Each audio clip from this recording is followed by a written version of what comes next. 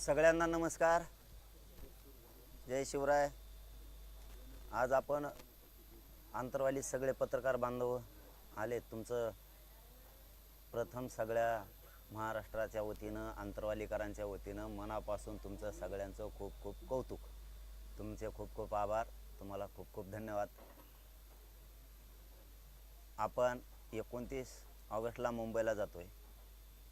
27 ऑगस्टला सकाळी 10 वाजता आपण आंतरवालीहून मुंबईकडे सकाळी 10 वाजता निघणार। आपला मार्ग असणार आहे आंतरवालीहून महाकाळा, शहागड चौक, गोरीगंधारी फाटा, डोमलगाव फाटा, साष्ट पिंपळगाव, बळेगाव, आपेगाव फाटा, हिरडपुरी, त्यानंतर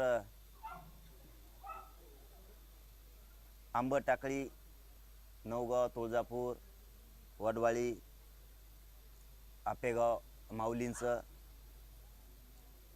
वाघाडी, पैठण मध्ये एक आगरनांदर पण आहे, एक उचेगाव पण आहे मध्ये। या फाट्यावरून आपण सरळ पैठणला जातोय। पैठणहून पाटेगाव, घोटण मार्गे, घोटणहून आपण तळणी, शेवगाव, जिल्हा अहिल्यानगर, तिथून आपण पुढं वडुले, मळेगाव, सामनगाव, ढोरजळगाव फाटा, तिथून पुढे मिरीमाका, त्याच्यानंतर आपण पांढरी पुलावरती जातोय, जिल्हा अहिल्यानगरच। तिथून आपण पुढं त्या शेंडी मार्गे, त्या पुढं अहिल्यानगरच्या बायपास मार्गे आपण कल्याण फाट्यावरती जातोय, की ज्याला निप्ती चौक म्हणलं जातं। त्या निप्ती चौकातून पुढं आपण आळ्या फाट्यावरून नारायणगाव, आणि संध्याकाळी 27 ऑगस्टला संध्याकाळी आपण शिवनेरी गडावरती, किल्ल्यावरती त्या जुन्नरला आपण मुक्कामी जातो। 28 ऑगस्ट रोजी सकाळी शिवनेरी गडाचं दर्शन घेऊन ती पवित्र माती कंपाळाला लावून आपण पुढं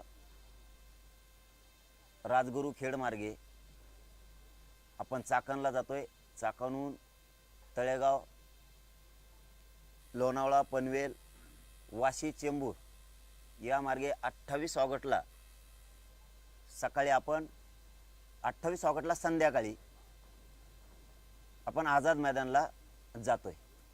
29 ऑगस्टला सकाळी 10 वाजल्यापासून तिथं आमरण उपोषण आपलं आझाद मैदानावरती बेमुदत सुरू होत आहे मराठा समाजाच्या मागण्याच्या बाबत। हा झाला आपला एकूण मार्ग।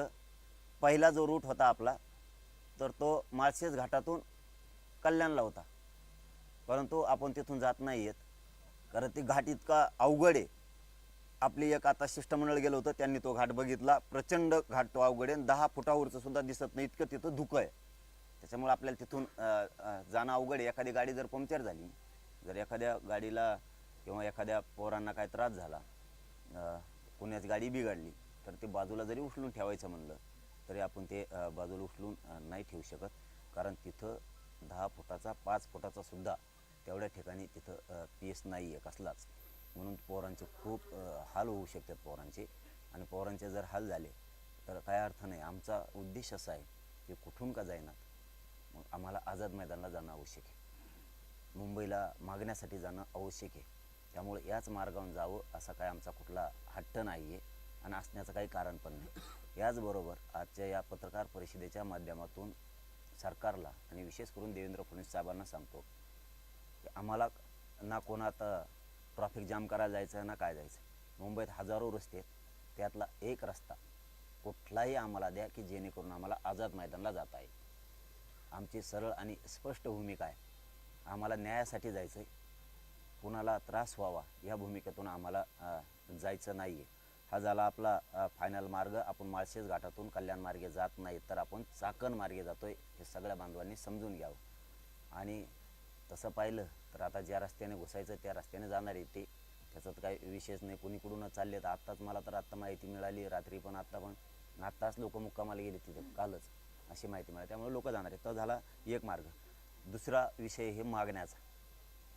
या मागण्यावरती कायम ठाम आहेत आम्ही, आणि राहणार आहेत, आणि इथून पाठीमागं सुद्धा आम्ही राहिलेलो आहेत। आमची प्रमुख मागणी आहे मराठा आणि कुणबी एक आहे हा अध्यादेश हा जार आम्हाला मंजुरीसहित अंमलबजावणीसहित पाहिजे, त्याशिवाय आम्ही मुंबई सोडणार नाहीत हे सरकारनं लक्षात घेणं गरजेचं आहे. त्यानंतर हैदराबादचं गॅझेटियर हे आम्हाला लागू केलेलं पाहिजे अंमलबजावणीसह. त्याच्यावरती अभ्यास चालला आहे, ऐकून घेणार नाहीत. खोटी माहिती आम्ही ऐकून घेणार नाहीत. तुम्ही काही कारणं सांगितले तरी आम्ही ते ऐकून घेणार नाहीत. त्याचं कारण असं आहे की 13 महिन्यापासून गॅझेटियरवरती अभ्यास सुरू आहे. तरी तुम्हाला जर अभ्यासच करायचा आहे त्याला आमचा नाईलाज आहे, आम्ही ऐकू शकत नाहीत. त्याचं कारण पण तसंच आहे.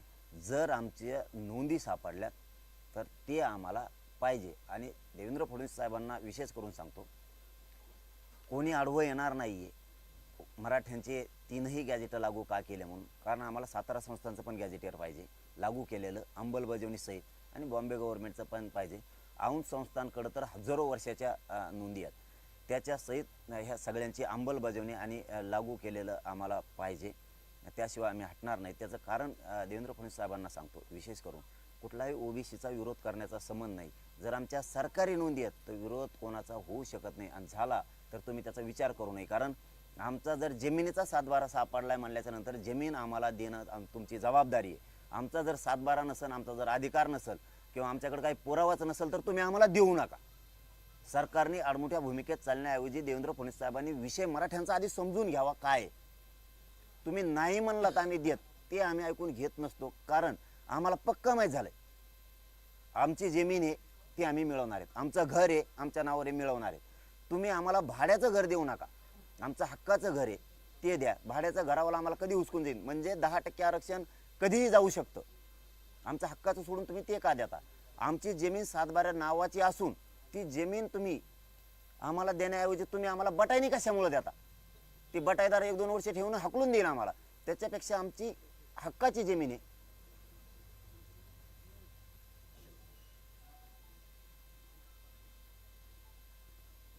आमची हक्काची जमीन आहे ती द्यायची सोडून तुम्ही आम्हाला बटाई का देता? आम्ही जमीन कसू आणि मोठे होऊ. तसाच तोच उद्देश आरक्षणाला हे उदाहरण लागू होतं. आमच्या हक्काच्या नोंदी आहेत 150 वर्षापूर्वीच्या. तुम्हाला 90ला 89ला आत्ता आरक्षण मिळालं, 1989ला 90ला. आमच्या 150 वर्षाच्या नोंदी आहेत कुणबी म्हणूनच्या. कुणबी म्हणजे आता सुधारित शब्द शेती, शेतीची लाज नाही आम्हाला. आम्ही शेतकरी आहेत, आम्ही क्षेत्रीय मराठी आहेत, आम्हाला काय लाज नाही त्याची. तुम्ही आधी फडणवीस साहेब समजून घ्या. सरकारी नोंदीला जर विरोध करणार असला यावले कुणी तर हे तुम्ही ऐकू नये. या मताचे आम्ही म्हणतो का त्यांचं काढून आम्हाला द्या, आमचं हे ते द्या म्हणतोय आम्ही. आमच्या नोंदी लागू करायला 3 गॅझेटची हरकत नाही, हे सुद्धा तुम्ही समजून घ्या. आमची तिसरी मागणी आहे, सगळे सोयरेची अधिसूचना तुम्ही काढली, सगळे सोयरेची अधिसूचना काढली, तिची अंमलबजावणी नाही. तुम्ही आम्हाला त्यावेळेस वाशीत सांगितलं होतं, आम्ही आता 2012च्या कायद्यात दुरुस्ती केली, आम्हाला 6 महिन्याचा अंमलबजावणीसाठी वेळ द्या. हरकती मागून त्याच्यावरती त्याची छाननी करतो. आता छाननी करून आणि आम्ही दिलेला वेळ मिळून 1.5 वर्ष झाले. इतका कोणताच समाज थांबू शकत नाही, इतका संयमानं माझ्या समाजाने विषय घेतलाय. कुठलीच जात या देशात जगाच्या पाठीवर अशी जात नाही की ते 1.5 वर्ष असून थांबू शकत. एखाद्या समजा वावर आहे आणि तो लोकांचे रोजान जातोय असून तो 10 वर्ष 20 वर्ष नाही थांबू शकत. तशी आमची परिस्थिती आहे. असून सुद्धा तरी मराठा संयमात होता, आडमुठा नाहीये, म्हणून तुम्हाला 1.5 वर्षाचा वेळ दिलाय. सगळे सोयरेची अधिसूचनेची व्याख्या सुद्धा आम्ही त्यावेळेस सांगितलेली, आजही तुम्हाला सांगतो. परंपरानुसार पिढ्याना पार लग्नाच्या सोयरीकी जुळत्या ते सोयरे, तर ते का घ्यायचे याच्या सुद्धा 3-4 पॅरेग्राफ केलेले आहेत त्यांनी. आम्ही त्यांना सांगितलं होतं, आमचे सांगितलेले शब्द घ्या, प्रत्येक वेळेस तुम्ही टाळताय ते शब्द घ्यायला, पुन्हा घोळ होईल. सगळे सोयरे का घ्यायचे? ज्याची कुणबी नोंद सापडली त्याचे सगळे सोयरे घ्यायचे. का? त्याची पोटजात उपजात म्हणून.